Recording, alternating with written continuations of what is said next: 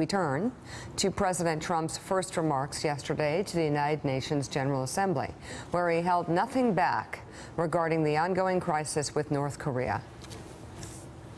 Now, North Korea's reckless pursuit of nuclear weapons and ballistic missiles threatens the entire world with unthinkable loss of human life. No nation on earth has an interest in seeing this band of criminals arm itself with nuclear weapons and missiles.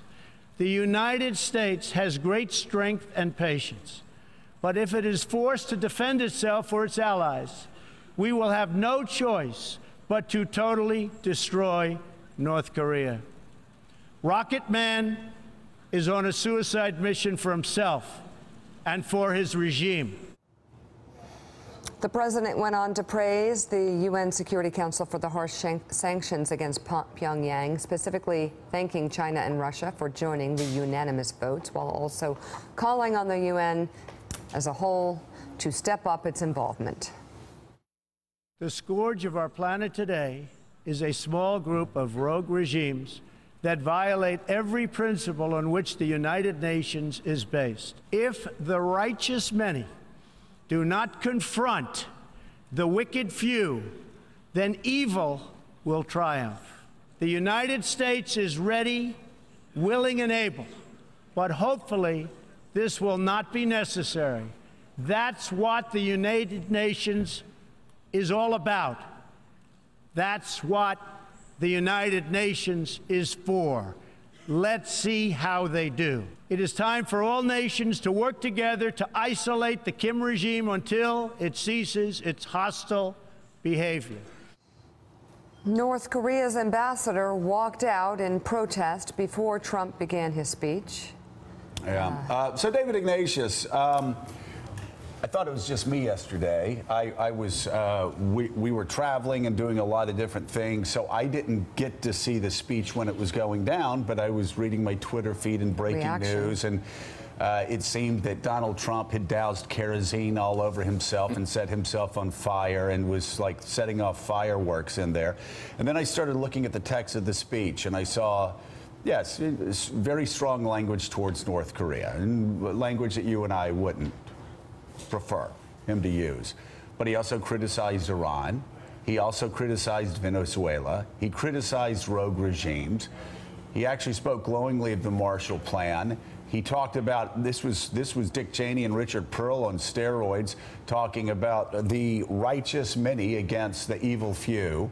And I would say, well, okay, so I'm missing something here. And then I read your op-ed later in the afternoon, where you said this was actually, you take away the bombast, this is actually a fairly conventional speech from a president at the United Nations. Well, Joe, I had the same reaction. The speech had zingers in it, guaranteed to kind of send the news media crazy. We're going to totally destroy North Korea. This repetition of the president's new favorite catchphrase, Rocket Man, has clearly replaced Crooked Hillary as his go-to phrase. But when you go down in the speech, what was fascinating to me was the president, in his first speech at the UN, was embracing the legacy of this institution. He mentioned President Truman, really the founding father of that world, twice in the speech. He mentioned the Marshall Plan. Complimentary of the Marshall Plan. The building blocks of the world that you and I live in. And we've talked together. I would often talk with Mika's dad when he was alive about the danger that this world that was created in 1945 would be taken apart by Donald Trump. And interestingly, the speech went in a different direction. That's not to excuse the undiplomatic language. I don't think that helps.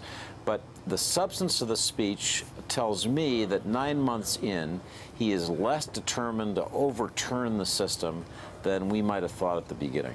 So, David, I was struck listening to that. Yes, obviously it was different than previous presidents' speeches at the UN, but it was precisely what Donald Trump campaigned on. He said, I will defend America first. I will always look out first for America's interests. So Unconventional, yes, but not unexpected, I don't think, from Donald Trump.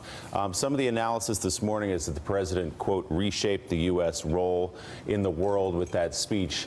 Did he really? Was it such a big departure from what's happened in this country in the past? I didn't think it was, Willie. I think what's important is when a figure who's trying to speak for the masses of Americans who think the UN is a big waste of time and money says, you know, we want to be invested in a United Nations that's a community of strong sovereign nations. That's kind of reshaping the balance on which this rests, but it's not overturning it. So I read it a little different from some of the other commentators. We'll see. I mean, if President Trump is serious about bringing the United States back in as a participant in reform of the UN, of making it more effective, making it more a place where problems get solved, that will be a significant difference. For a conservative, a Republican to do that would be a big step. I can't help but think that Nikki Haley, his favorite foreign policy official, our ambassador to the UN, is one of the reasons he's so excited about it. It's because it's his friend Nikki's project. But we'll see where this goes. And Mark, I was just going to say this speech, minus the bombast, could have been written by Secretary Mattis, could have been written by General McMaster, could have been written by Ambassador Nikki Haley. There wasn't the Bannon-esque isolationism here. There was a tip of the hat to the United Nations. There was a tip of the hat to the international community. And I would just, I don't know, it seems like a lot of headlines, at least online, were written before they actually heard the speech or digested the speech, the way David Ignatius did a few hours after the speech. Both David's piece, excellent, and the Wall Street Journal editorial, I think, saw flaws in it, but liked a lot of it. And it reflected what the president actually thinks about a lot of these issues, and I think a lot of what the American people think, which is the American people would like America to be strong around the world, would like to stand up when American interests are threatened, but would like to work with international organizations and doesn't think America should bear all the burden. On North Korea, look, the long-term goal is to get rid of their weapons, their nuclear capability, their missile capability. In the short term, there are two other goals. One is to make this not U.S. versus North Korea, but to make it more multilateral, and the president challenged the UN and the world community to join the United States in trying to solve this and to deter an initial attack. I think some of this rhetoric that David and others have criticized, there's downsides to it. It's not presidential in some ways, but I think it is meant to deter an attack. And I think it may have that effect when the past three presidents have failed in feeling comfortable about where we stand. This president shaking it up, doing it in a risky way, but a different way. And I will say also that one of the headline grabbers was he said he could destroy North Korea. We could completely obliterate North Korea. And of course, we were all concerned about that, and we should be. He shouldn't have said that. And then I think somebody brought up an old Barack Obama quote where he talked about we had the weapons, the nuclear weapons to annihilate North Korea as well. Again, something you don't want to do, but again, it's been done before. And politically, again, unlike all the other things that Steve Bannon had him doing, where he was just keying into 33% and offending the other 200 million Americans out there, this is a speech, whether a lot of people in the media like it or not, that most Americans would agree with. This is, if not an 80-20 speech, this is at least a 60-40 speech. And represents, again, what, since I've listened to the president talk about America's role in the world, it represents what he really believes in a way that a lot of his speeches don't necessarily do. So from beginning to end, this is what Donald Trump's view of the world is. It's a complicated world, and some of the criticism that the speech was contradictory, that's part of the psyche of America right now and its role in the world. He definitely made clear that he believes Kim Jong-un will respond only to the threat of military force. He gave a little bit of a nod to the UN for pushing through new sanctions and tightening the screws a little on North Korea. But I think Donald Trump personally believes that speaking man to man, if you will, to that leader and saying, I will destroy you, is the way to do this. That's dangerous. Yeah, it's an that's where I'd escalation. be a Obviously, little it takes us worried. to a place that maybe we don't want to be or haven't been before.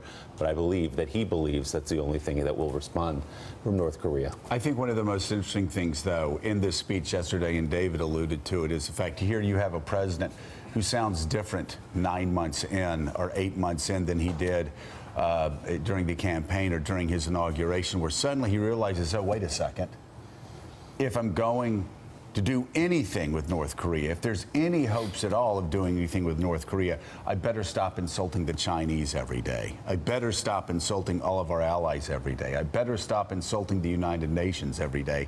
The realities of the office, the reality of international diplomacy, I think may be setting in a little bit. Again, this was not, as David said, it was a conventional speech, but there was still the Trump bombast. That said, though, this was a president who 8 months in has seen that you have to patch together alliances if you want to get anything done across the globe, even if you're the United States of America. We're going to talk about this more still ahead. Thanks for checking out MSNBC on YouTube, and make sure you subscribe to stay up to date on the day's biggest stories. And you can click on any of the videos around us to watch more from Morning Joe and MSNBC. Thanks so much for watching.